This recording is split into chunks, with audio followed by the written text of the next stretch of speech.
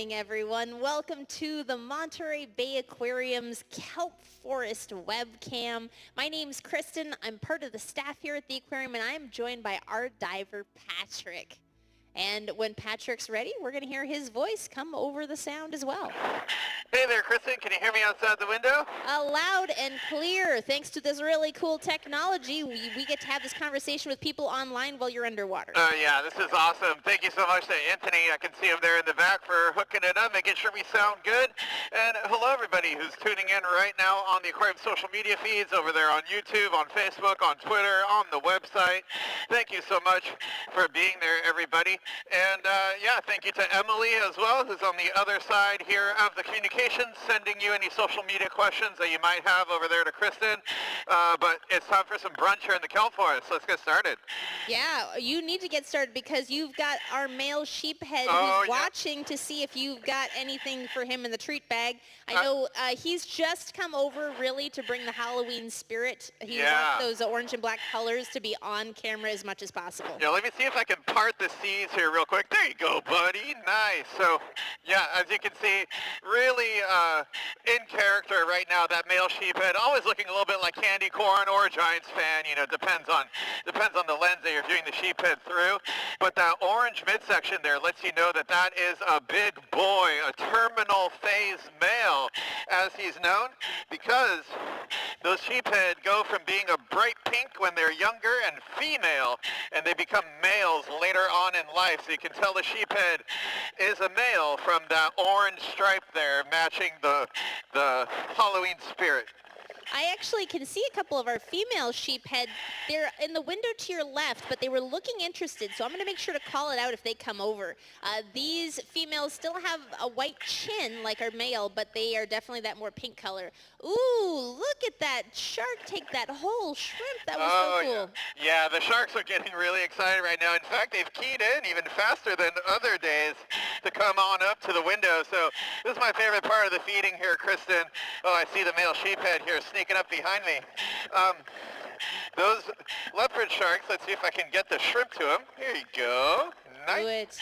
The leopard sharks, this is my favorite part of the feeding, Kristin. When they come on up to the window, we get to see just how cool they are up close and personal, not something that happens in the wild. Yeah, this is a shy species of shark who's normally cruising the bottom of the seabeds, cruising up into Elkhorn Slough looking for things in the mud. They're not out there doing aggressive actions. They're really sneaking through the shallows, and seeing them up close, up in the middle of everything, it's a delight, but it's because they're used to us. Yeah, I should clarify that certainly not something you tend to see here in the wild. In the Monterey Bay too frequently, but folks down in Southern California off of La Jolla and San Diego, they often get these leopard shark aggregations during the mating season where they can be right up close and personal. But for me out here, Kristin, I've only seen a leopard shark a handful of times, and every time wanted nothing to do with my bubbly personality. Well, we all enjoy your bubbly personality, and so do the folks online. I've got a question from the audience there, wondering how do they get your job? That's an excellent question, and honestly, I'm not too sure myself. It's really, still can't quite believe it that this is part of what I get to do here at the aquarium. But the main thing you want to do is you want to learn how to scuba dive somewhere, and can certainly recommend learning how to dive off the coast of California, because that cold water is really important training to have before you can dive here into the Kelp Forest Exhibit. It's pretty cold in here. It's in the mid-50s or so, and it's very different from scuba diving in a more tropical environment, where the water is warmer, so you're wearing less gear. To go scuba diving in here, you have to have a thick wetsuit, and therefore you have to have a lot of heavy weights here to help sink you under the water. And then you've got gloves on, you've got a hood on, booties on your feet, so it's a little bit different than regular scuba diving. So learn how to dive, and then keep progressing until you are able to hopefully do what's known as a scientific diver course, often available at universities and public aquariums and such. And I was a volunteer diver at the aquarium before I started doing the feeding shows. But that cold water experience, and then just keep moving up through the ranks and find yourself an AAUS Master Diver course, Scientific Diver course, and then you'll be good to go here to be able to apply. And well, shout out to all of our volunteer divers out there. many of whom are starting to come back to the aquarium. You may have seen them on some of the webcams here and there. And yeah, honestly, still can't quite believe this is something I get to do, but it's a whole lot of fun. It is, and that scientific diver coursework helps you to tell all these fish apart. There's lots of subtle differences. One of our guests online was wondering if you can tell the sharks apart, and I bet they're talking about the individuals, because our leopard sharks in here are long-bodied compared to the kind of stout, round swell sharks, so they're pretty easy to tell apart. So how about the individuals? Can you tell them apart? Yeah, you can tell them apart a little bit. In particular, there's one younger one. I'm starting to tell them apart from their personalities here. There's one young shark in here. I believe it's a young male who's very feisty, very ornery, and will kind of nip at other fish that are in his way. But other than that, it's really difficult to tell the individuals apart for me. I'm sure that the aquarists that spend more time with them can really tell the subtle differences. There are some really neat types of leopard sharks that have a different type of modeling on the back. I'm not exactly sure what the term is for them. I think it's reticulated leopard sharks, where they have some of the same pattern on the back, but it ends up looking more like stripes and weird zigzags on the back. And I've seen some of those in Southern California before, so that would help out. But other than that, these individual sharks, you can probably tell them apart better than I can with their bellies up against the window. You can tell the boys and the girls apart that way. But there is one young male in here that's very excited, and you may have seen him bite my finger a few weeks ago.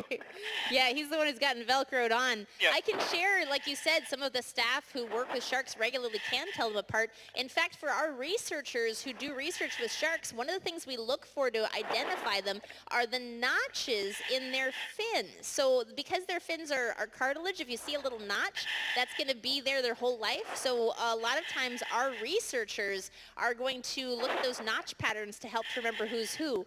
It might make it even tougher here in the kelp forest, though, because our leopard sharks are so well cared for. They have very few notches. They're very smooth and gorgeous.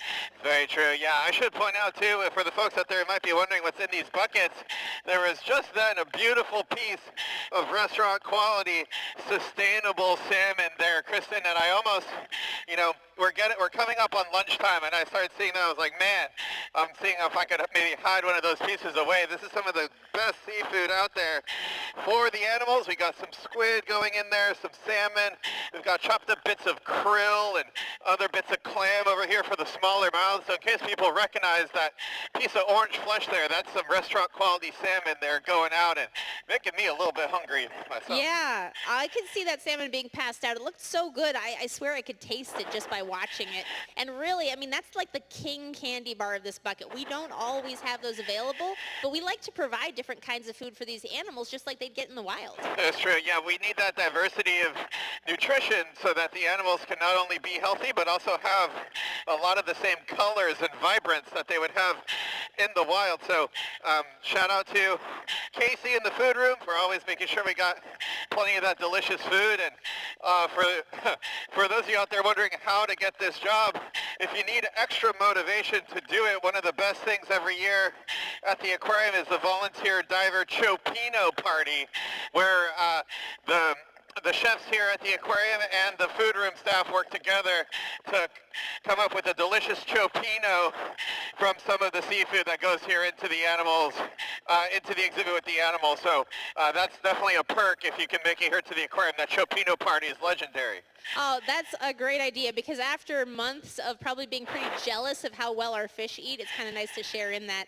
I know we're so lucky that we have the ability to take care of our fish so well, to give them this high-quality food, but also sustainable seafood.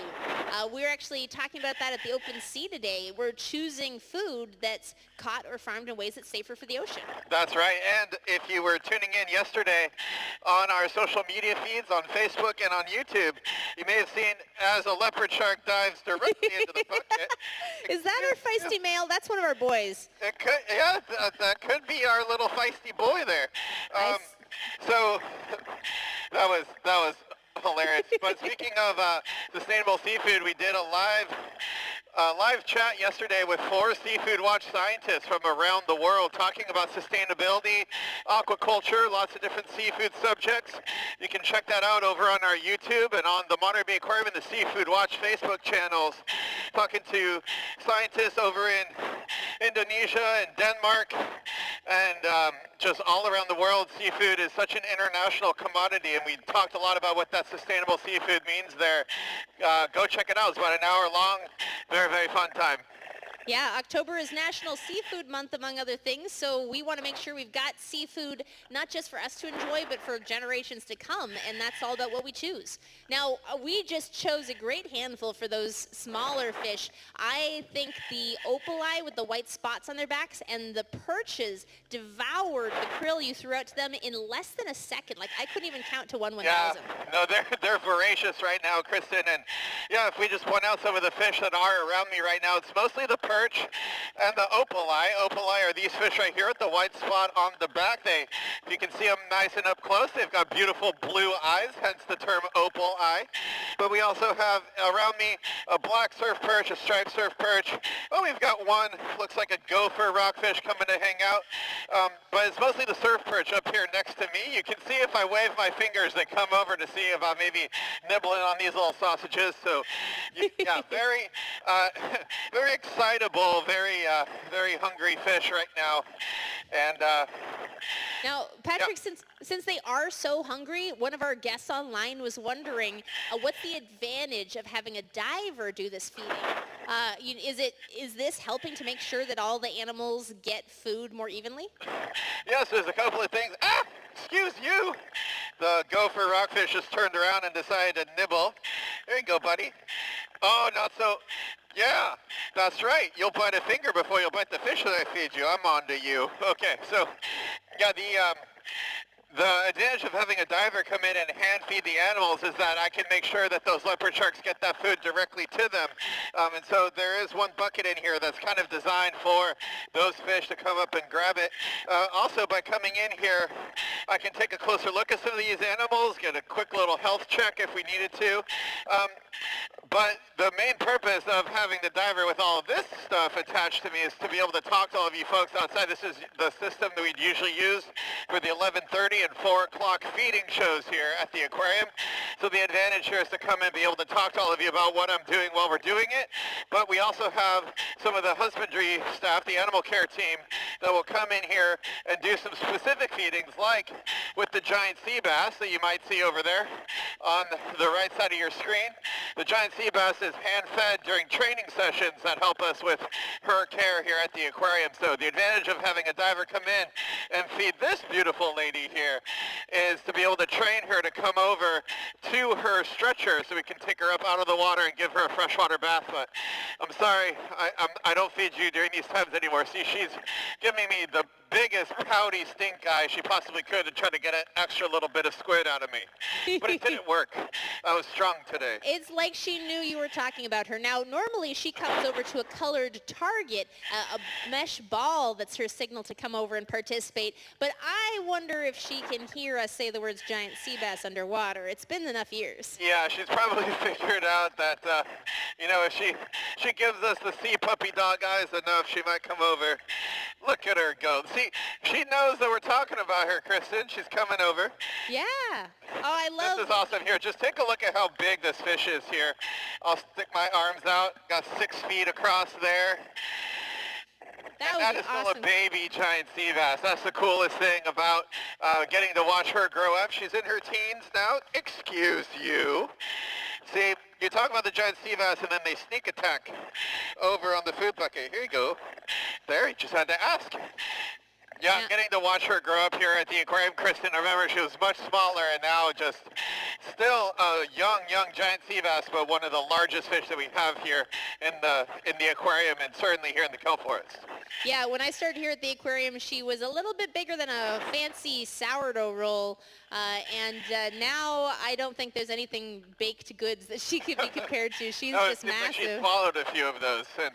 Yeah, we've got some of her larger relatives over on the shark cam too. So if you can imagine that she's not the biggest giant sea bass here at the aquarium, make sure to pop over to that view and check out the bigger ones. Yeah, and the shark cam is currently running on our Facebook, YouTube, on our website, on Twitter, and on Twitch if you want to go take a look at the shark cam with some of those giant sea basses there. One of those California conservation success stories, Kristin, in that they were hunted to near extinction. They're now recovering here along the coast in what are known as marine protected areas, especially off the Channel Islands. These giant fish used to be along the coast from Bodega Bay all the way down to the Channel Islands, but we don't have any here in our local kelp forest. But maybe in the future there will be some giant sea bass once again off the back deck of the aquarium, and that would just be incredible. Yeah, the giant sea bass are protected in those marine protected areas, which include both some coastal and some open waters.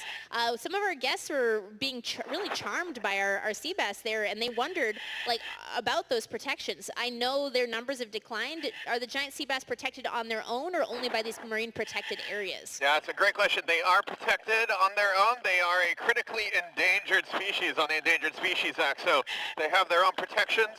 And there's a lot of work being done here at the aquarium, especially with staffer Kevin Lawand, who did a lot of research taking photos of these organisms and trying to see if those spots that they have on the side stay the same over their life as they're growing up, and that would become sort of a fingerprint there for the fish.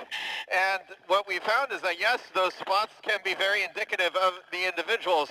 They've also figured out how to tell male and female individuals apart, and so now from photographs out there in the national parks, if somebody's taking a photo in the Channel Islands or along the coast of a giant sea bass, they can basically do much the same that we do with humpback whale tails, where you can tell the scientist, hey, I saw this individual, do you know this one? And track them over time, and those numbers are starting to increase. We've actually had some young giant sea bass caught by fishermen out here in the Monterey Bay.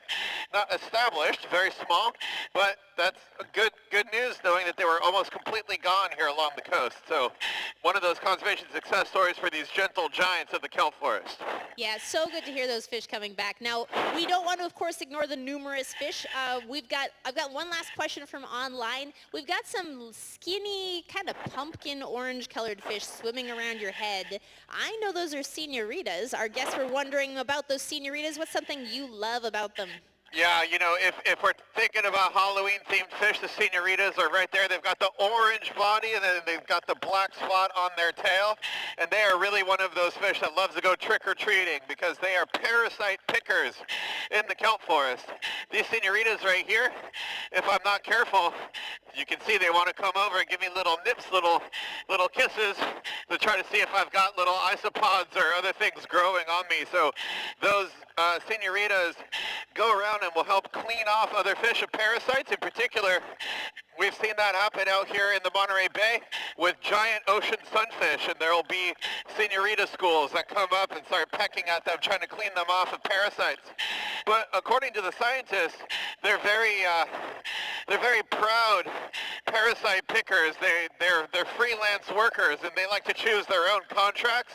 If they're picking a fish and cleaning it off, and another fish comes over asking, hey, can you pick some parasites off of me? Sometimes the entire senoritas will be like, no, we don't do that. We do it on our own time.